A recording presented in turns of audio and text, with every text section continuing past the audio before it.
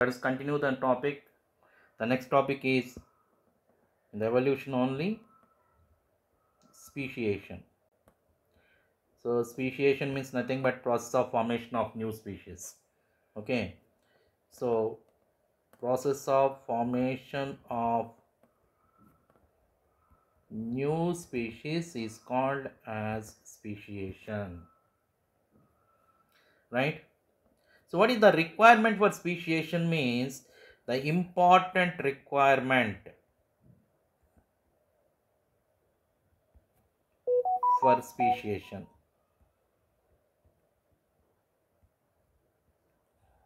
is reproductive isolation. So reproductively they should be separated.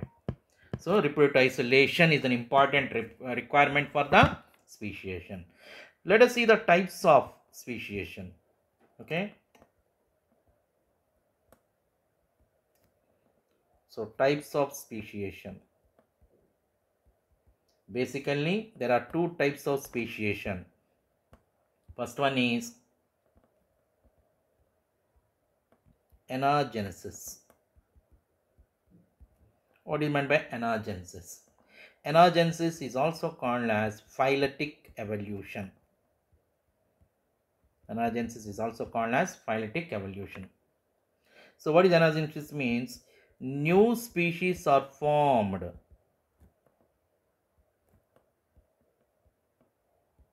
in single lineage. Okay, new species are formed in single lineage. What is the meaning of this one? One species evolve into another species.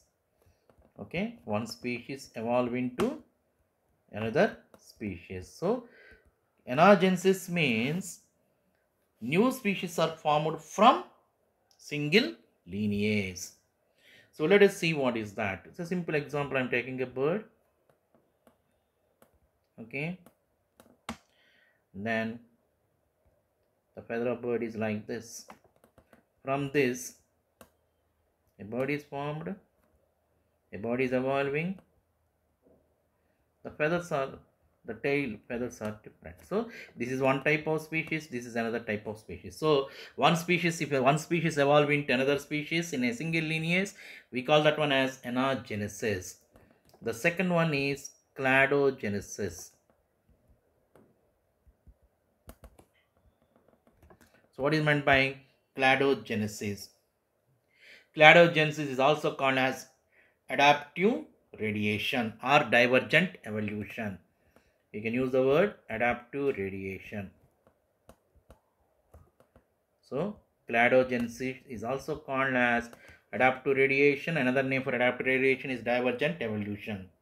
So one species, if one species diverges into two or more species is called as cladogenesis. So for this one you take one example. Here also I am taking a bird. So this bird is giving rise to two different birds. Okay. So in this bird the shape of the beak is different, and in this bird it is having the crown also. So if the one species diverges into two or more species, we call that one as what we call cladogenesis. Okay, let us go for one more thing. The cladogenesis of two types. So cladogenesis, it is of two types. Okay, the first one is allopatric speciation. Allopatric speciation. Okay, so what is allopatric speciation means? Members of the population are geographically isolated. members of the population are geographically isolated. That means they are separated from each other by mountains, seas, like that. Okay, like oceans, mountains, like that. So due to this, what happens? A reproductive isolation occurs. That means gene flow between the populations which are geographically isolated is stopped. So due to that, what is happening? Reproductive isolation. So due to reproductive isolation, formation of new species occurs. Okay, formation of new species occurs due to reproductive isolation. So, but this the best example is crow. Okay, so Carvus, scientific name of the crow is Carvus splendens and splendens. It is a trinominal nomenclature. We can see Carvus splendens in India and Pakistan. So in India and Pakistan, the crows are similar time. Then second one is Carvus splendens insolens. Insolence. It is seen in Myanmar. So that is in Burma. That means the crows are migrated to India, Pakistan, Sri Lanka and Burma. But the gene flow between the Myanmar and Sri Lanka and India is stopped. They are evolved into different species. So Carvus splendens protegatus. So we take this one, Carvus splendens protegatus. It is seen in the Sri Lanka.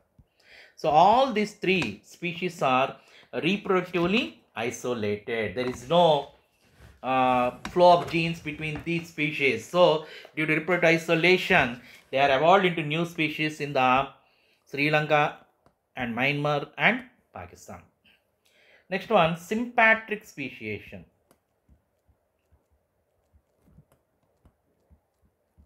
Sympatric speciation.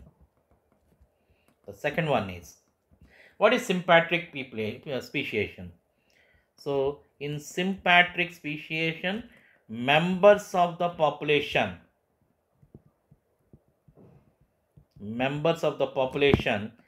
cannot interbreed.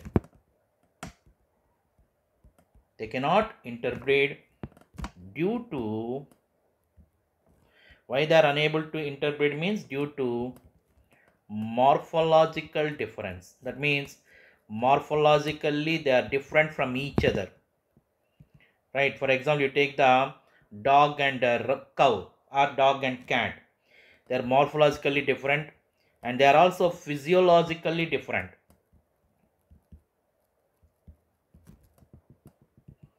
Okay. So reproductive isolation, due to this, reproductive isolation begins in same habitat. Because they are morphologically different and physiologically different, they are isolated reproductively. And due to reproductive isolation, formation of new species occurs. Okay. So due to reproductive isolation, what is happening? Formation of new species. Okay. So this is about the speciation. Now let us go for the next one, a brief account of evolution. It is very important. From this we will get more questions. Okay. Brief account of evolution. Very, very important topic.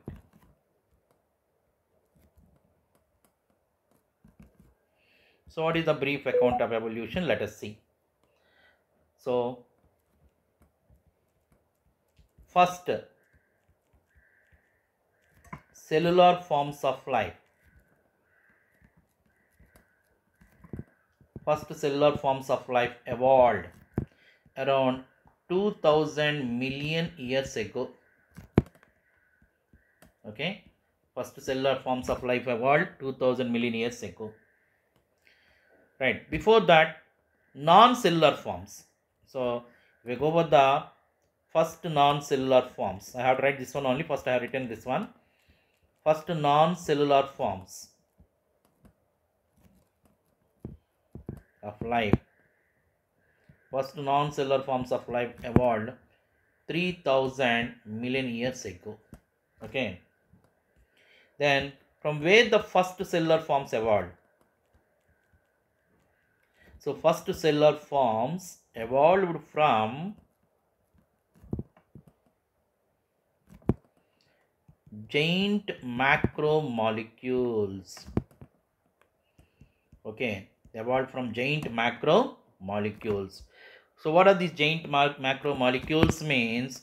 Like RNA, polysaccharides, proteins. Okay. So these RNA, polysaccharides and proteins evolved into conservates. Okay. So these conservates are the first cellular forms.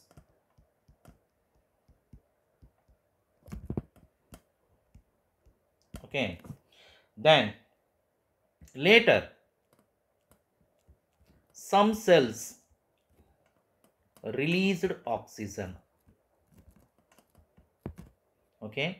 They are called as oxygenic photoautotrophs. So when the cells release oxygen, we are calling them as oxygenic photoautotrophs. So what is the reaction that occurred in these cells? Okay, reaction that occurred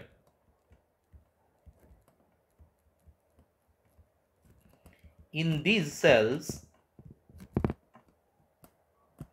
is similar to light reaction in photosynthesis.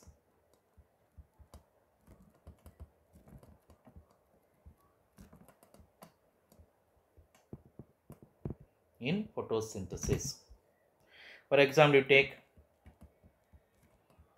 water in the presence of solar energy, it splits into hydrogen plus hot water. Now, single-celled organisms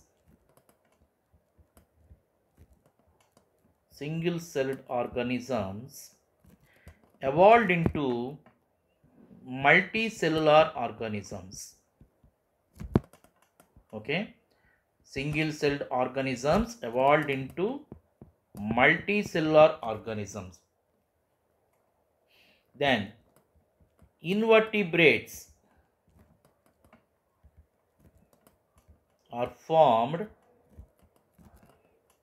and active around 500 million years ago. Remember, these years are very important for NEET and CET. First jawless fishes. So jawless fishes means you have to remember the cyclostomes. Evolved around 350 million years ago. Okay. Seaweeds and few plants existed 320 million years ago.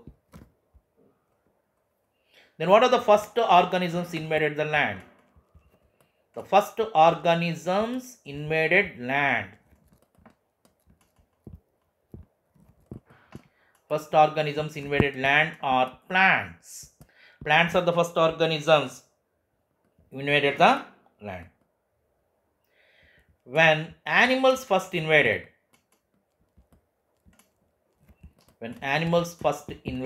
what is happening? Invaded the land. Many plants are existing. So, when animals first invaded the land, many plants are existing. Then, what are the first animals invaded the land? First animals invaded the land are fishes with stout and strong fins. So the first animals that invaded the land are fishes with stout and strong fins. So strong fins means we can call that one as lobe fins. Okay, now these lobe finned fishes evolved. These lobe finned fishes evolved around 350 million years ago. Remember that these years are very, very, very important. You have to remember the years. Okay, so 350 million years ago. Then lobe finned fishes or lobe finned fishes gave rise to amphibians. So amphibians evolved from where? Amphibians evolved from lobe finned fishes. So we can simply say that ancestors of amphibians are. So what are the ancestors of amphibians? Each and every point is a question. Lobe finned fish. So ancestors of amphibians are lobe finned fishes. Okay. So for this there is an evidence, that is a coelacanth fish, Latimeria. You can go for the evidences.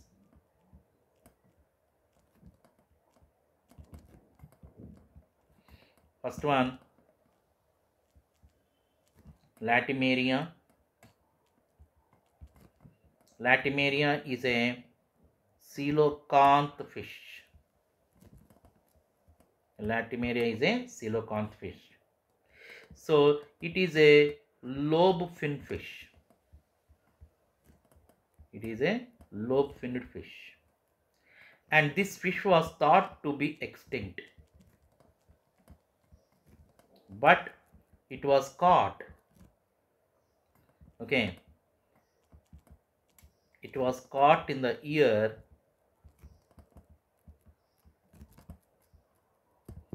1938 at South Africa. Okay, and this first fish was discovered by Miss Latimer. So that is the reason why we are calling this one as Latimeria. Okay, then what are the modern descendants of amphibians? This is a very important question. Modern descendants of amphibians are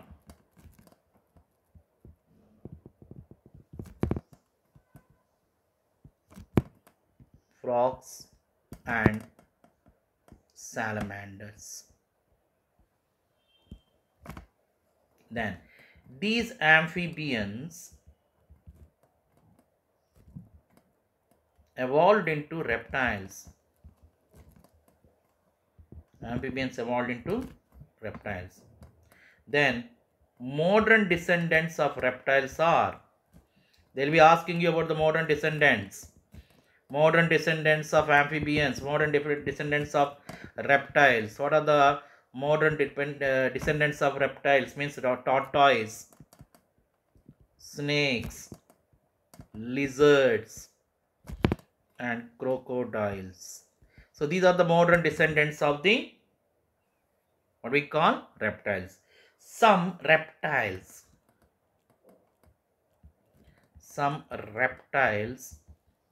moved back to water, because reptiles are evolved from amphibians. Again, some reptiles moved back to water. So these reptiles which are moved back to water are called as fish-like reptiles. So the reptiles which moved back to water are called as fish-like reptiles. Example is Ichthyosaurus. Ichthyosaurus is the best example. Then when does this Ichthyosaurus evolve? Ichthyosaurus is the fish-like reptile, and it was evolved around 200 million years ago. Right. So let's go for the next one, Dinosaurus. So Dinosaurus also we have to learn, because it is given in the textbook as a diagrammatic representation, but we have to learn the points also. Dinosaurs are most dominant. Dinosaurs are most dominant reptiles during Mesozoic era. Okay. Then dinosaurs evolved during Triassic period. Then dinosaurs became extinct during Cretaceous period. Okay, so that is around 60 million years ago. Okay, dinosaurs became extinct 16 million years ago. Then when does dinosaurs dominated? Dinosaurs dominated during Jurassic period. They dominated during Jurassic period. So why these dinosaurs became extinct? Dinosaurs became extinct because of some are killed by climatic changes. So the dinosaurs became extinct due to climatic changes, and some evolved into birds. Some evolved into birds. Okay, that is the main reason for the extinct of the dinosaurs. Okay, now let us see. Then dinosaurs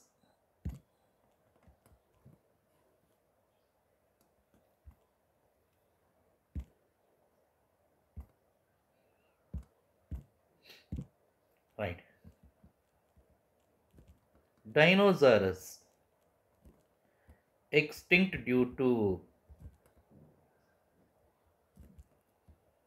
extra specific struggle.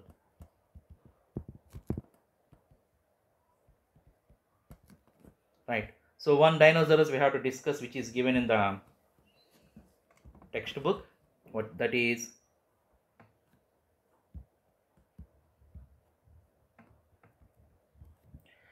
Tyrannosaurus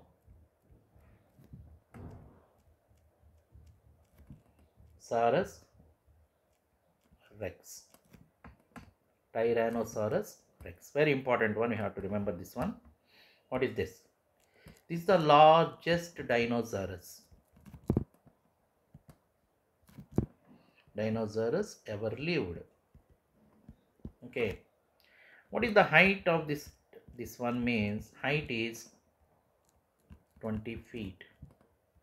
Then if you see the teeth of the Tyrannosaurus, large and dagger-like. Okay. Then flying dinosaurs is called as Pteranodon. Then birds evolved from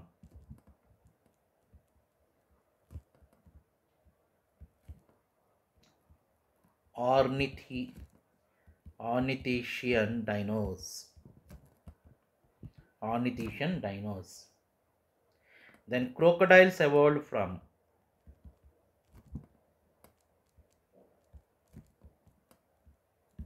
dinosaurs.